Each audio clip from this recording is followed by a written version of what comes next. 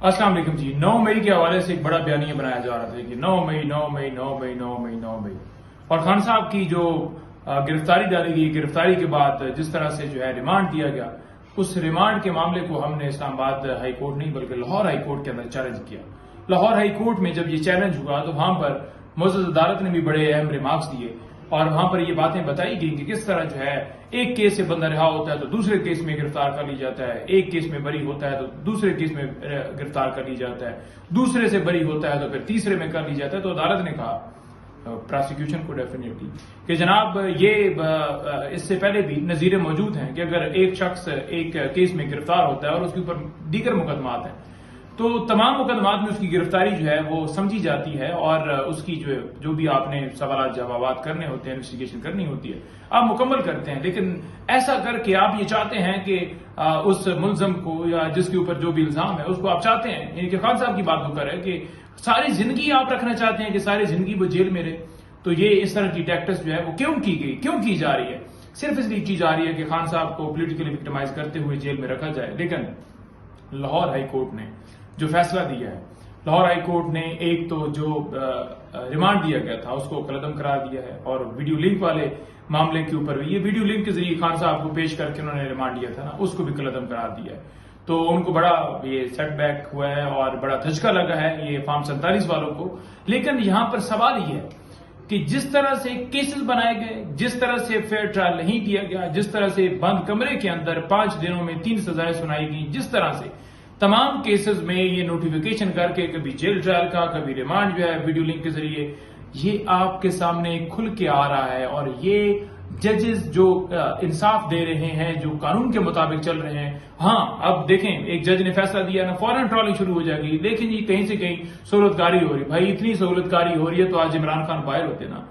آپ نے جھوٹے کیس بنائے، پھر اس میں آپ بونگیاں ماری جا رہے ہیں، پھر آپ وکٹمائز کیے جا رہے ہیں اور اس کے بعد فیصلہ آتا ہے تو آپ کہتے ہیں کہ جناب نہیں یہ تو یہاں پر غلطی تھی، جج نے ریلیف دے دیا. تو ایسا کوئی معاملہ نہیں.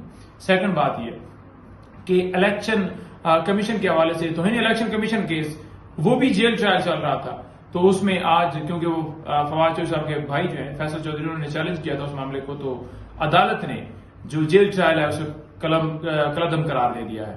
تو لہٰذا وہ کلعدم قرار دینے کے بعد جو ہے اب خان صاحب کی طرف سے بھی درخواست دی جائے گی اور ان کا بھی اس میں جیل ٹرائل نہیں ہو سکتا. پہلی بات تو یہ ہے کہ الیکشن کمیشن کے پاس توہین الیکشن کمیشن کا اختیار ہی نہیں ہے، کیونکہ الیکشن کمیشن ایک قانونی ادارہ ہے، وہ عدالت نہیں ہے. تو لیکن پھر بھی آپ کو پتا ہے کہ الیکشن کمیشن جو ہے وہ فارم 47 والوں کی بی ٹیم بنا ہوا ہے، تو اس میں یہ صورتحال ہے.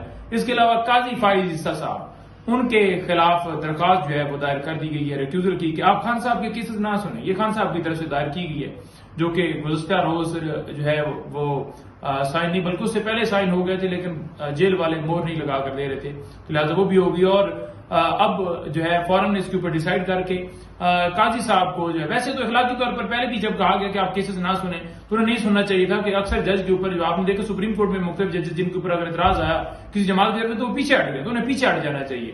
اور ہم یہ سمجھتے ہیں کہ پیچھے اگر وہ نہیں ہٹتے تو فی الفور جیسے ریکیوزل کی درخواست گئی ہے اس کو ڈیسائیڈ کر کے ان کو کیسز سے پیچھے ہٹایا جائے.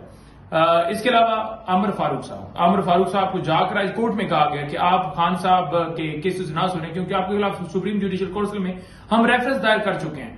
لیکن انہوں نے کہا جی کہ یہ کوئی جواز نہیں ہے. ناانصافیوں کی انتہا کر دی.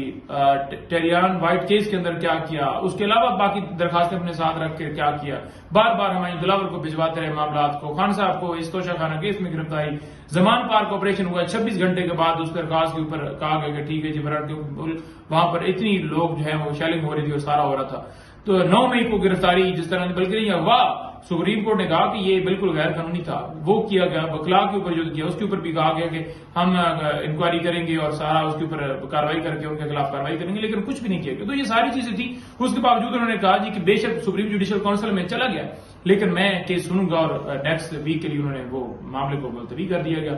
تو یہ صورتحال ہے جی. تو آج کی یہ جیل ٹرائل کے حوالے سے اور جو ریمانڈ ہے اس حوالے سے، کیونکہ سلمان صفدر صاحب نے ریمانڈ والے معاملے کو چیلنج کیا تھا، ایک بڑی اچھی نیوز ہے، بڑی اچھی وائبز ہیں. کیونکہ آپ دیکھیں کہ جب عدالت میں انصاف ملتا ہے، جب انصاف دیا جاتا ہے تو پھر ڈیفینیٹلی پوری قوم جو ہے اس کے اوپر جوڈیشل سسٹم کو، اس عدالت کو، اس جج کو اپریشیٹ کرتی ہے. تو زبردست یہ فیصلہ دیا ہے. لیکن ان جو فارم 47 والے ہیں ان کے منہ کے اوپر یہ تماچا ہے. بہت شکریہ.